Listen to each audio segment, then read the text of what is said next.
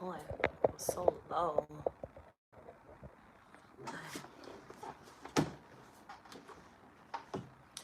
Okay. I really hate doing these videos when I'm not editing them, but you know what? I'm gonna just do them anyway because it saves a lot of time for me. So, if you're watching this video right now and it's already been uploaded, then what's up? I'm your girl, Tina Marie J.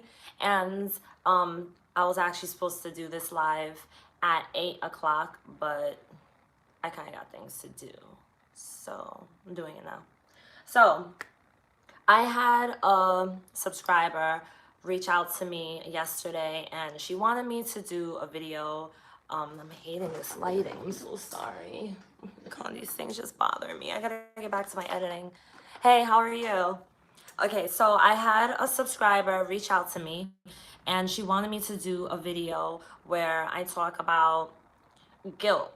Guilt when it comes to your free will. Hey, Celine, how are you? And so I wrote down a list of some talking points so that I can share with you based off of my experience and my own personal knowledge and what works for me. And this, just before I start, is I'm gonna tell you guys that this does not work for everyone and this may or may not work for you. So you can take and leave whatever does and whatever doesn't, it's fine.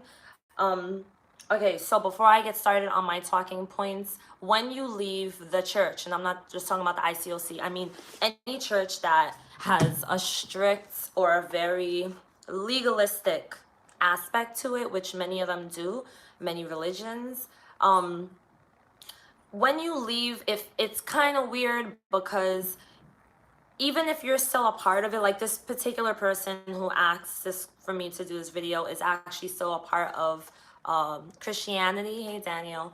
But she has her own ways of thinking. So you know that when it comes to religion, technically you're not really supposed to have your own way of thinking. It's just like say, okay, this is what the Bible says, and no matter what I think, this is what it says, I gotta go with it. So this particular subscriber is battling some things when it comes to that area of her life, and I get it because the same thing happened to me. So when I left the church, for those of you who don't know, I was a part of the International Churches of Christ for 7 years, which ICOC.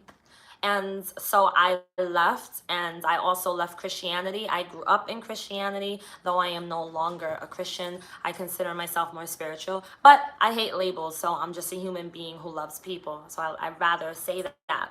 But when I did leave the ICOC and when I left Christianity altogether, especially, I felt like this weird sense of like freedom that I was afraid to use. So you know how if you're in church, you have to act accordingly, you have to dress a certain way, you have to come off a certain way, you have to have a Christian look to you, maybe not physically, but you have to have this image of Christ.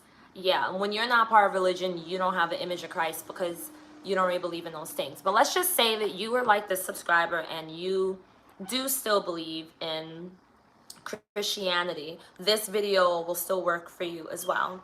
So when you leave religion, or when you start to notice your thinking is changing, you might feel a sense of fear and just feeling really uncomfortable because when I left the church, I was like, oh crap, there's so many things I could do whatever the hell I like. I could curse and no one could say crap to me. I'm not saying that I would do that, but although my mouth is not necessarily that clean, but the point is knowing in my mind that I can do this and I'm not gonna be told anything by anyone because I'm not a part of the church community anymore. I don't have anyone holding me accountable anymore. It's scary because you start to think, oh, can I trust myself? Can I trust myself to know or to think that I'm not gonna do something, that I'm not gonna go against God?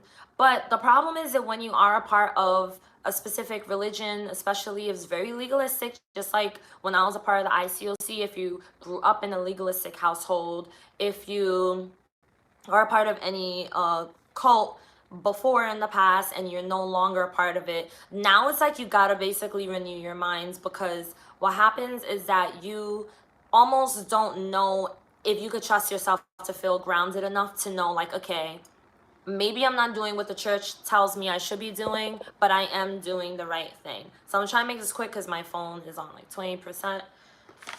I had a busy day, guys. Please bear with me. A busy day.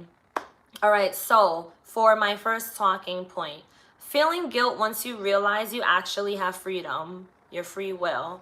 Feeling guilt, first of all, I want you guys to know that's normal. A lot of people feel guilty when they realize the freedom that they have, whether they're still a part of religion or not. They realize that they have this free will to do as they please, or to do what feels right for them. The problem with that is that because of, let's just say, Christianity, because that's really all I know, because of Christianity, it teaches us not to lean on our own understanding. It teaches us that our heart is deceitful. It teaches us that we have to be a certain way because we have to remain good, under the standards of what God wants us to be. So when you realize that you're not going crazy, this is something that happens to many people, then you can at least know, like, okay, at least I'm not the only one, so maybe I could work with something here. So that's number one. All right, so guilt stems from the church and religions. I'm reading it all, sorry. Okay, so learn to understand this first and repeat it to yourself over and over and over until you get it. Guilt stems from church and religion. Guilt stems from church and religion. Please do not take this personal if you are a part of religion. I'm not saying that if you're a Christian, automatically, if you have any guilt, that's 100% because of the church you were in. Maybe you were in a really good church that was not very legalistic. Maybe it wasn't, as strict and just like rigid and structured as other churches are, and most churches really are, but there are churches out there that are not so rigid, so this might not apply to you. But you have to realize and just say it over and over to yourself. The reason I'm feeling this guilt over the fact that I do have free will, and the reason I'm feeling this guilt if I do choose to take that free will, is because I was taught all my life, or all the amount of time that I've been a part of this church or this cult or this religion, that I'm not supposed to go with my free will. I've been taught that yes, you have the free will, but you're not technically supposed to go with it. You're supposed to do the free will that is okay under the rules and regulations, I'm just gonna say, because to me it's rules and regulations of what you're taught. You're supposed to only go with what the Bible says. So your guilt and your shame is really coming from what you've been taught. And that is not to say that if you are part of religion, automatically your religion's at fault for any kind of guilt you have in your life. But if you're feeling an immense amount of guilt, then maybe you've been taught things that you should not have been taught, and now you gotta kind of like go back and like just not erase, because you can't really erase what you've learned, but you got to renew your mind. And that's something that takes a lot of time, like a lot of time. I've spent 3 years, 4 years now, I think I'm going on 4 years actually, renewing my mind since I left ICOC, and renewing my mind of everything from growing up in religion. So I know it's not easy. Okay, so number two, so I was reading what you guys are saying. Freedom sounds scary to someone coming out of religion, occult, or legalism. Sorry if I sound like I'm rushing. I just really don't want this to die on me like it did the last time I did it live. Okay, so if you're coming out of religion, occult, or just the church in general, the thought of knowing that you're free is scary as hell. Like I was super scared. I was like, oh crap. I can go to the beach and wear a bikini and no one can say anything to me, as I don't have anyone keep me accountable. So should I not wear it? But in my mind, in the back of my mind, I know that I've never had a problem wearing it. Like I never thought it was a problem, but that was just what I felt. But church and Christianity and ICOC especially taught me it is a problem, and regardless of what you think, Tina, you really shouldn't do it. So now I'm just working on renewing my mind. Like that's just an example. I'll go to a beach in a bikini and I don't care. I'll do it. But that took me time to be comfortable to do it. Yes, Celine, you're taught you have to cover yourself up. At your own discretion. Don't listen to me because they'll tell you that I'm going straight to hell. I've gone to Miami and no one over there is covered up. I'm just saying. So the thought of knowing that you can do these things is gonna be scary. Number 3, try looking at freedom in a different light. So this is how you can help change that. Instead of thinking like, oh, I have all this free will to do whatever I want, I can go and let's say I can have sex and I'm not married, even though I'm not supposed to. I can go to the bar and get drunk, even though I'm not supposed to. Instead of look at it in a different light. Like, don't look at the negative things because these things are considered sin according to Christianity. So think of it more like this. I have the free will to not go to church on Sunday and sit in the park and meditate. I mean, honestly, in my personal opinion, that's not a horrible thing. You know, I do it and it's helped me so much more than going to church has, to be real with you, but that's a whole nother video. Think of it in a nice light. I have the free will to be friends with people who are a part of different religious beliefs. And it's okay. I don't have to hide the fact that my best friend is an atheist. I don't have to hide or avoid making friendships with people who are not a Christian. I don't have to only be friends with Christians. I could be friends with whoever I build that chemistry with, and that is okay. Look at it in a positive light. Look at it like you have the free will to do certain things that are really not necessarily bad, things that could be good, can be positive. So if you look at it in a different way, instead of in a negative light, instead of, oh, I have the free will to have sex before marriage, instead think, I have the free will to really date as I please. I mean, maybe he won't have the same beliefs as me, but if we connect and he could respect me or she could respect me and vice versa, and the feeling is mutual, I have the free will. I mean, think about how many human beings are in this world. Like, we can explore so many different personalities. That's the whole nother video. But to me, that's a big thing. Like, I love the fact when I left the church that I felt okay with making friendships and with building relationships with people who come from different backgrounds and different religions, and I wasn't persecuted for it, you know? All right, so the next one. Long as you believe everything is a sin, you'll never be free from guilt. And that is true. That is a huge, major one. I really hope my phone doesn't die on me. Guys, please forgive me if it does. I promise if it does die on me, I'll go back to doing this in like a few minutes. Okay, so as long as you believe everything's a sin, you'll never be free from the guilt. You'll never be free from the guilt. Everything to me was a sin when I was a part of religion and when I left, because that's just what I was taught. So if that's what you're taught, then of course, you know, you're gonna feel like everything is a sin. But because of that thought, you're gonna have guilt. You're gonna carry guilt for a very long time, and that guilt is gonna eat you up.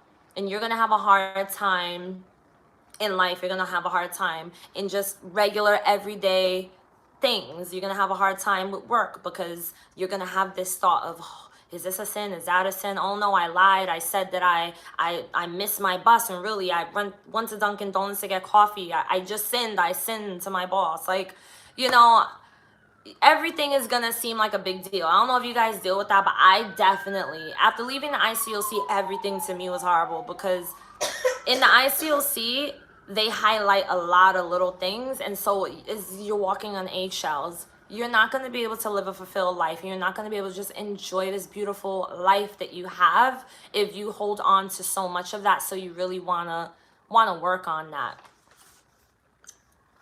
Learn and educate yourself on learning who the true you is, and learn who you are outside of religion. So you want to learn more about yourself. That again takes time. When I was a part of religion, I thought I knew who I was. Oh, Tina, who are you? Oh, I am a woman of God, and I am here because my purpose is to bring people to heaven with me when I die. No, that's not my purpose. That wasn't who I was. It's who I was told I was. That's the identity that I was told to hold and to carry. But I had so much resistance to that because of the fact that it didn't align with who I really am. So once you really learn who you really are, trust me, it gets so much easier. And it does take time. Like I said, I'm 3 years in the making, but it's something that really makes you see things so much differently when you start to learn, who am I? Who am I outside of religion? Who am I outside of Christianity? What do I like? What do I enjoy?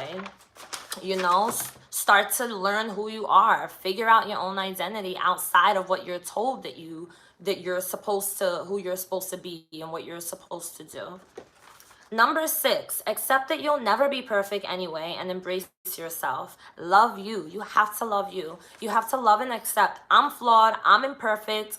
This is what you got. And of course you can work on yourself. You can change things. You can, you can like make some adjustments. That's a lifelong process though. We're never going to be perfect. We're not meant to be perfect. So you have to really accept and love yourself, and that takes a lot of affirmation. So if you need help with that, let me know, because that is definitely my arena. Number 7, create limits, boundaries based on what you feel is okay to, and based on what you don't feel is okay. So for instance, for me, I when I was a part of the ICOC, I was afraid to wear certain things, but I loved wearing it. My hair is like looking crazy. I was afraid to wear it because I was afraid of what people would say. I was afraid I'd run into people. After I left, I felt more comfortable because I was like, oh, I don't have to hide. Like, I can be myself. I'm not saying I was dressing like I was going to the club, but you guys know, I'll wear my crop top. That's just me. That's my style. That's what I like. I'll wear certain things. So I forgot what my point was. Sorry. I'm scatterbrained, guys. Forgive me. Okay, so based on what feels okay, I feel okay with dressing that way. I feel okay with those things, whereas before, not that I didn't feel okay with it, but I was told I should not feel okay with it, because if I'm okay with it, then I may do it and then I'm sinning. And so now I feel okay with it. Once you can kind of decide, like, okay, I'm okay with this. Like me, as an example, I am okay with wearing crop tops, but I'm not okay with wearing shorts to show my butt cheeks. It's just not my style. It's not my thing. A lot of people do it, even though people are like, oh, you got the body for it. I don't care. I don't feel okay with that. I don't like showing a lot of cleavage, because I'm a little bit, I'm not flat chested. It's just an example. These are things I'm okay with and things I'm not okay with. That's a very simple example, but literally that example could go for anything. You have to think about, what am I okay with and what am I not okay with. Maybe you're okay with wearing a bikini on the beach, but it has to be a certain kind of bikini. Maybe you have to have a little cover up, but not too much cover up. You have to decide for yourself, what am I actually okay with? Because you have to think with your own mind, not with the mind that you were told to think with, the mind that you were given. You have to start to think with your own mind. Next one. I feel like I'm gonna get a lot of crap for this video, but whatever. Okay, allow yourself time to deactivate the brainwash your mind has been through. You have been through a lot mentally.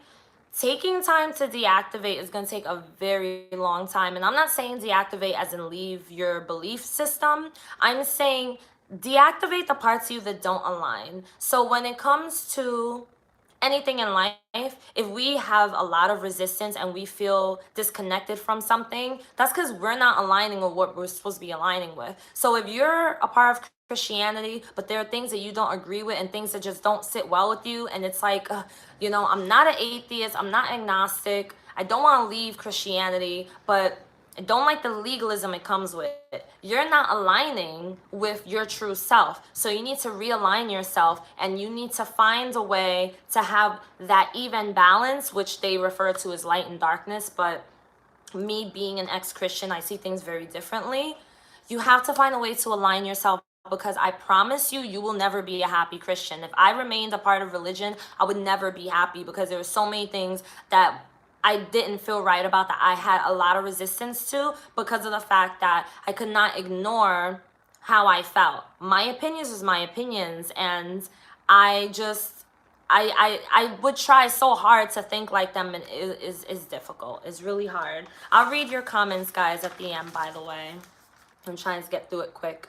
Okay, and the last point I have is number 9. If needed, take time away for yourself from the church members, church friends, anyone that is gonna get in your ear. Take time for yourself, because that's the best way that you can think. That's the best way that you can kind of get to know how you truly feel. For me, that's what I did. And even though it was really hard at first, because you're so used to having this community, you need at least a couple of days. I'm not saying take months away, but maybe I'm trying to find a way to say this without sounding like a bad influence. Okay, let's just say you're not feeling right and it's Sunday. Don't go to church. Instead, use that day to recollect yourself. You're feeling overwhelmed. You're feeling like, oh, I can't. Like, this is too much for me.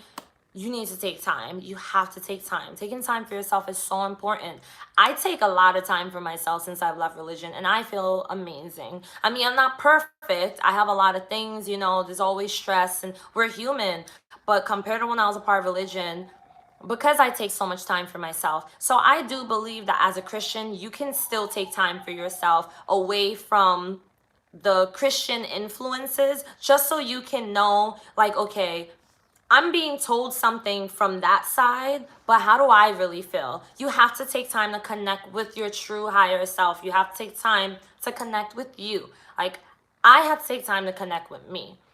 When I left the ICOC, I had to take time to connect with Tina. If I was still a part of Christianity, I would need to know how to take time to connect with Tina, because if I don't, then everything is just gonna get all boggled. It's gonna be my thoughts and my feelings, and then what they tell me, and it's just so confusing, because that's how anxiety happens, that's how depression happens, that's how worry and fear happens.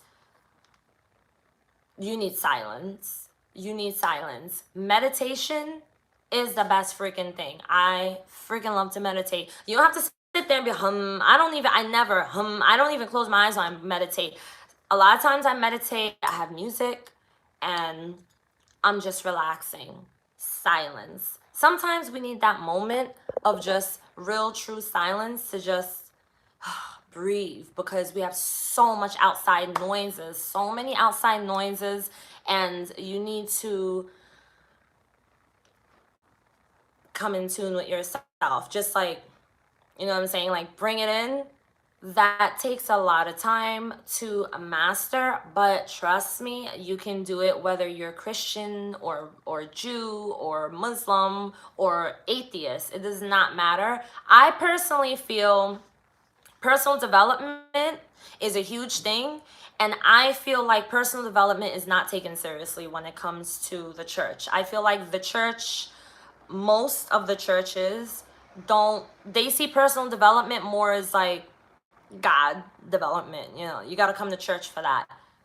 Personal development is a big thing. It's part of your mental health, and if you're not healthy mentally, how the hell are you going to be healthy spiritually? You know what I'm saying? So those are my best tips for you guys. I'm sorry this was so rushed. I just finished doing homework with my daughter, and it's just everything frazzled, but I am keeping up with this because I really do want to be there for you guys. I want to help you guys, and I want you guys to know that you can get through this, even if that means I gotta make these videos unedited. You guys can get through this, and you're going to get through it just like I did. Just because I'm no longer a Christian doesn't mean that you can't get through it as well. You can get through these obstacles even as a Christian. In my personal opinion, I do believe there is a way for that to happen. You should not have to be going through so much stress and anxiety and fear, because that's not even what God is about. Even though I don't believe in the God of the Bible, but God in general is a loving God that wants what we want for ourselves and wants us to be happy. And so having anxiety and all that and stress is not a part of that. All right, so I'm gonna try to read your comments real quick before this thing dies on me. Good for you, Celine. You don't thank God, you thank yourself. that's something, I'm not gonna lie, I'm still kind of, learning to do, to like give myself credit.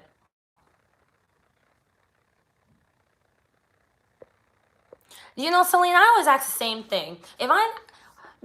Jesus died on the cross for our sins before we were even invented. He died on the cross for our sins.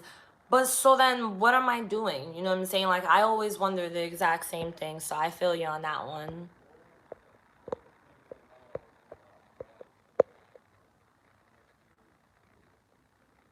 Oh yeah, Africa. I I used to have I have a nose ring too, and they never say anything about that, except maybe one or two people. But I used to have my lip pierced, and someone said something. I was like, oh, and I came up with some excuse because I felt so embarrassed. But I was like, damn, I really wanted it, and I felt guilty for even wanting it. But then I was like, hell, I got it anyway. So I know what you mean with that. That's the thing. Like, when you leave, you can get these piercings and tattoos and not feel like, oh, and that is scary to some people, because there are some people that are told that they're gonna go to hell just for piercing and tattoo. I personally, as a Christian, never believed that that was something to go to hell for. I thought that that seemed ridiculous to me. But, I mean, that's just how some people are. Okay, guys, well, I got to go because I'm about to go eat, and I gotta get my kids ready to go to bed, and I need silence, and I'm gonna go meditate. So if you guys like this, please do give me a thumbs up. Also, make sure that you look in the description box, which I gotta put stuff in after this. And I'm gonna check that out, Celine. And what else? Yes, I appreciate you guys for having the patience with me. I'm like all over the place. And if you have any other video requests, then feel free to hit me up and let me know what they are. Add me on Facebook and Instagram, and I'll see you guys later. I love you all so much. Thanks for joining this live too, guys.